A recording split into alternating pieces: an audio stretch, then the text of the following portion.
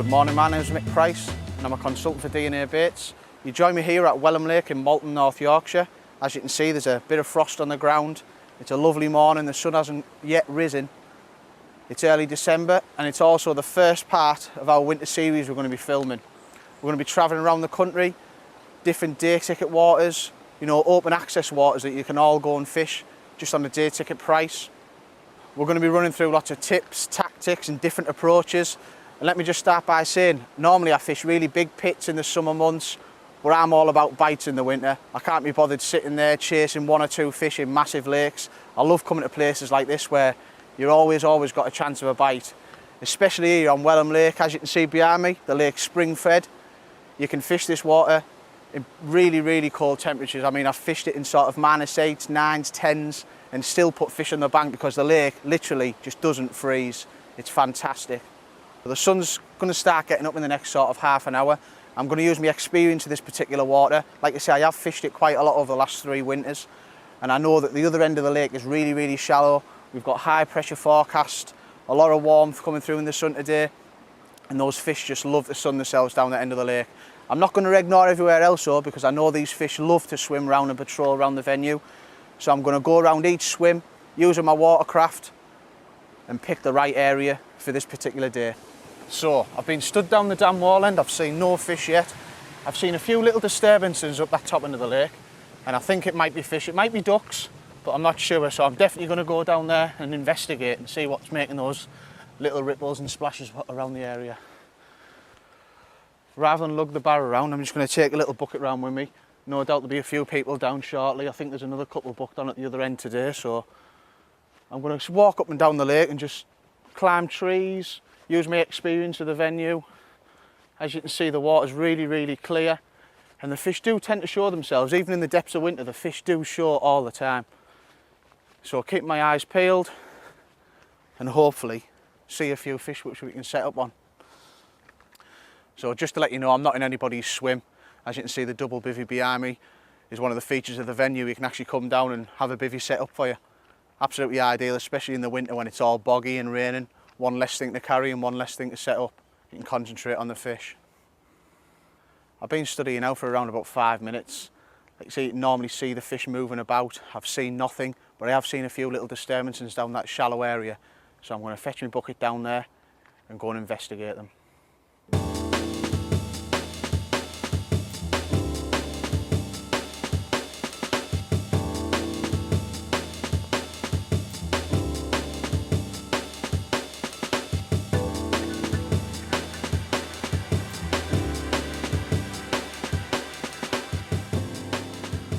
So let's get down and have a look at this end of the lake.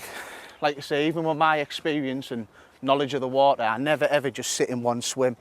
I've never made my mind up before I get to the venue and I'm always on the lookout for fish, any signs of fish, anything showing, topping. Like I say, this particular venue is really clear, so the fish are quite easy to find. It's no good being at one end of the lake if the fish are down at the other. Yeah, so that's one of the things I love about the winter. You're seeing there with that robin, you just get really close to nature. Beautiful frosty mornings and some of the sights you see, you just can't beat. Nothing compares to it. I just love the winter time. It's awesome.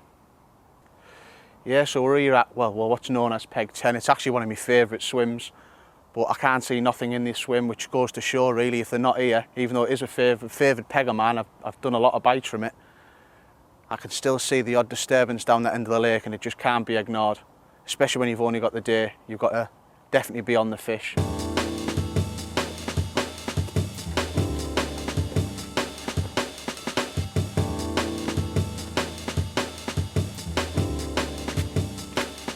Okay, yeah, this is the swim. So as you can see, as that sun rises from behind me, it's going to hit this section of the lake. There's definitely fish in the swim. What I'd seen down there is fish. You can see the odd one just breaking the surface and getting in and out them snags, which is where they tend to turn up at this time of the year quite a lot when it's warm. It might be the furthest swim from the car, but quite often you'll find that's normally the best one because they're less pressured, because people just can't be bothered to walk around with the gear basically. So you've seen my swim choice. I've already seen a fish show off to my left and I've just fired a zig over towards where that fish has just poked its head out. I know this swim really well and I've fished it quite a few times. So I'm choosing to put my middle rod out in open water where I've seen a few fish cruising up and down. And also my right hand rod's just going to go down that tree line where the fish keep getting in and out the snaggy areas. So hopefully that's going to get us a bite. I'm just going to fire this zig straight out now into open water. You can see there's a nice slack area on the back of the ripple, and that's the sort of area I'm aiming for. Keep seeing the fish just breaking the surface. The odd fins are coming out, the odd heads are poking out now and again. So hopefully the zig among them will do the job.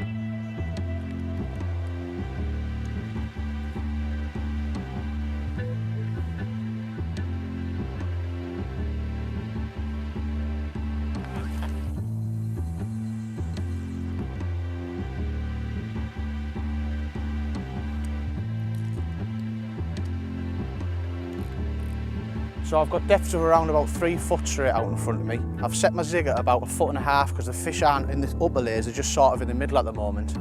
So hopefully that's going to do the job.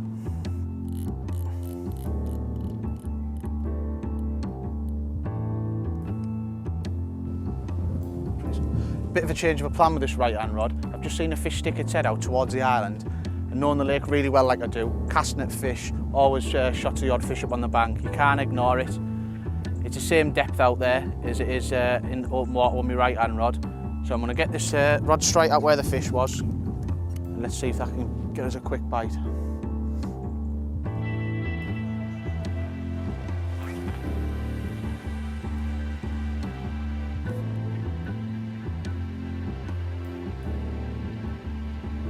Well, Welham's a very unique water in the fact that it is spring fed, which makes it a fantastic winter venue.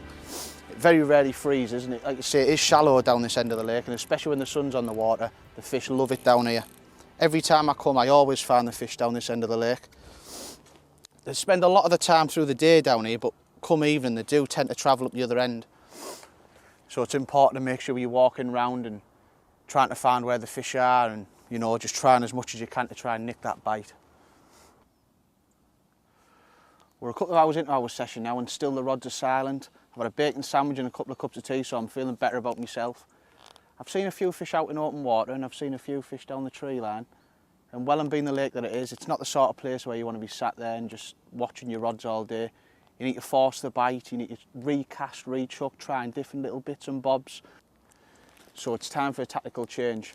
I'm going to switch over to these candy sticks, something with a bit more appeal, a bit more scent about it than a piece of foam, and see if that can attract these fish and hopefully put one on the bank.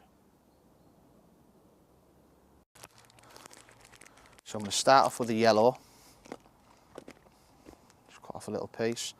Yellow's worked really well for me over the last couple of winters, so obviously stick with what you know works, especially when times are hard and bites are few and far between. So hopefully this little bit of scent in the water will be the one to nick us a fish.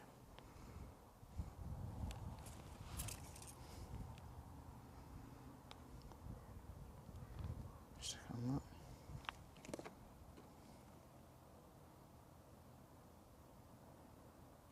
So that's that on. I'll just flick it out on the edge just so you can see what it looks like. I always use the smallest suck possible that I can get away with. Obviously this goes on whether it's weedy or snaggy. It's quite clear out there at the moment, so at the minute I've got a size 12 on.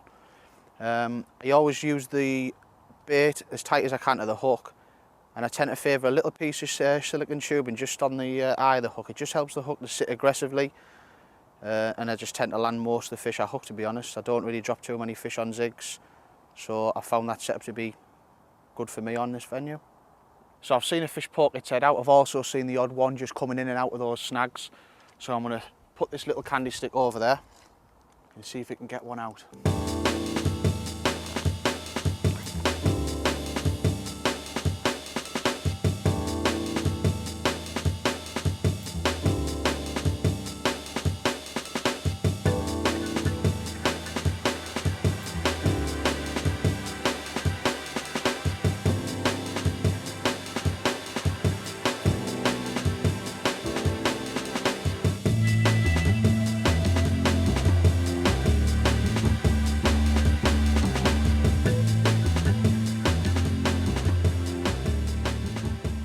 Like I say, it was -4 last night. Once your body gets cold, you stop enjoying yourself. So make sure you're drinking plenty of tea, plenty of soup, pot noodles, whatever. Hot water bottles a lot. Just make sure you stay nice and warm. Because once you're cold, that's it. It's normally game over.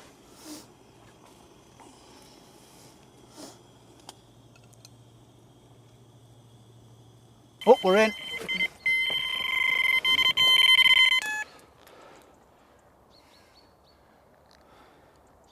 Fish on. Beautiful. So our left-hand rod just ripped off. Seen a few fish out there this morning just milling around, about a foot under the surface. That's why I decided to switch around to the zigs. Tried a couple of different colours and then finally this one is just gone. Just trying to get this fish under control. Yeah, so like I mentioned there, zigs, they just can't be ignored even in the depths of winter. I've had some of my best days fishing zigs. She's nearly ready.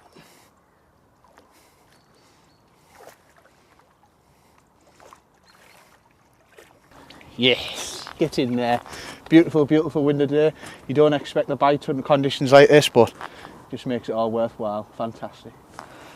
Well, you saw that little tactical change we did about 10 minutes ago, switching over to a little DNA Baits candy stick, and it's paid off. Look at this, absolutely stunning, beautiful common carp, nice upper double, and this is what winter fishing's all about. And it just goes to show those little changes are a must, and that's what it's all about. Beautiful. The people sit on the rods in the winter, not willing to move or change tactics, and the fish are active. They just need to be searched out. Cracking. Okay, let's slip her back.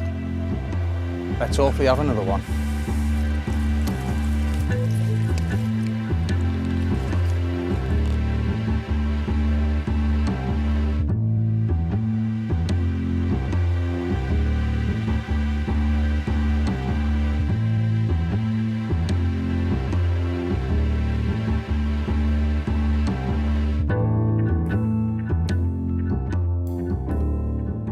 It's been a couple of hours now since my last fish. It's time to ring the changes. There's just nothing happening at the moment on those zigs. There's only a couple of hours of light left. The past few winters and the past few sessions I've been doing really, really well on solid bags. So let's have a look at the little mix that I've been putting together and what's been working for me. So start off with a little bit of the red mist. Just add that in there, a few handfuls. I like to add a little bit of pellet in there just to keep them guessing. This is the S7 pellet. Just mix that round. All I'm doing is fishing for one bite at a time. Little tip, a little ingredient where I found to be fantastic on this venue is the krill. Adding a little dose of that, just a little splash, just to dampen it down. And when that bag dissolves, it makes sure it all stays in the lower layers and spreading around the lake well. Give that a good mix round. Get the consistency right a little bit more.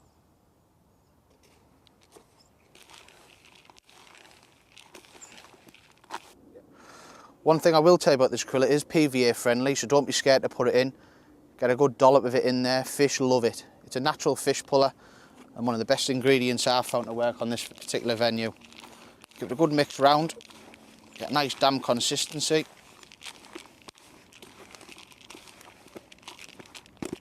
And we're ready from there to add it to our bag. So we start off, just lower our little wafter in there.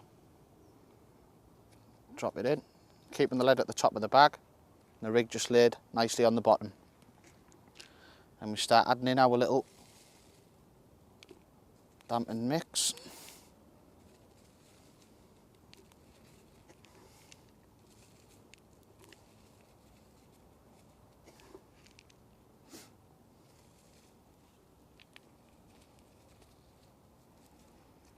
Okay, just drop your lead in there now. Sit in the middle, just give it a nice twist so the bag's nice and tight and compact. We can then tie it off with a bit of tape.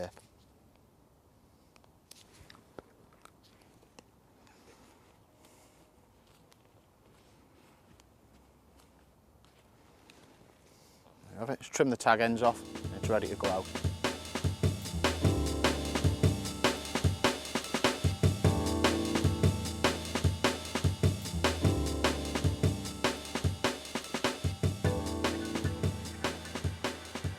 Yeah, I've been watching this tree line as the sun's been beaten down. I've seen the odd fish just starting to cruise in and out there, so I'm going to move this one from out in open water and just push it over to the right, and hopefully we might be able to nick one in the next sort of half hour while that sun's just nicely going along the reeds in the tree line.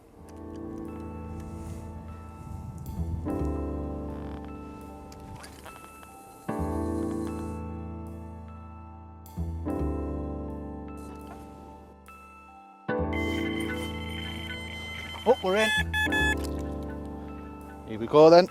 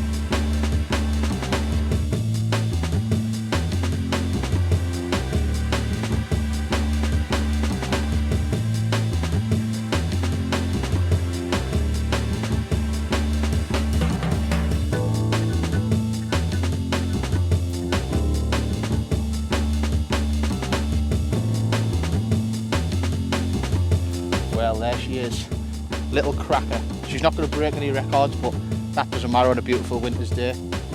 Had her about 30 yards out fishing on a zig. It's a quick tactical change and it's paid off. Really, really happy with that. And let's see if we can bag another one.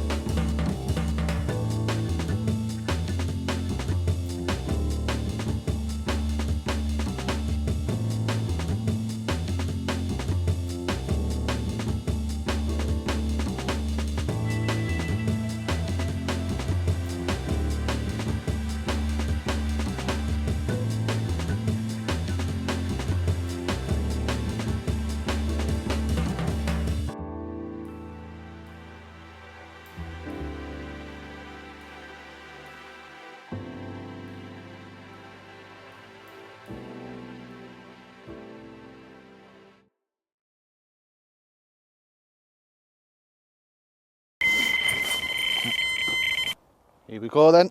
Oh shit, it's come off. Zig rod's just ripped off there out in open water, but unfortunately it's just come off. Little ping pot up on that one. Third take of the day so far. So never mind, we'll get it back out there and hopefully it'll go again. So like I said earlier, this is the first part of our winter day ticket series and it couldn't be any different to what I'd normally do. I mean, I'm fishing a really difficult water this year. It's around about 30 acres with a low stock of fish. This is a small water with a lot of fish in. It's completely different to what I normally do. But I just love it. I love being down here in the winter. Everything about it's just fantastic. And winter fishing for me is all about getting bites. I don't want to be sitting there and chasing one or two fish on a large lake. I want to be out there receiving action, grafting away, trying to pull a few fish out the bag. So what you can expect to see over this winter series is a different range of tactics, techniques, bait that I'm going to use, you know, scaling things down, everything, all different to what I'd normally do in the summer months. I'm going to throw it all in there, put it all into practice and hopefully bang a few fish out for the camera. Well, that's it for today on Welham. I've had a really, really good day. I've had a beautiful, beautiful common. I've tried all day, different tactics, techniques, recasting, like we were talking about this morning, chasing the fish. But it did pay off and I'm going to drive home today a really happy angler and look at those photos of that cracking fish when I get home. And I'll see you on the next leg of my winter challenge.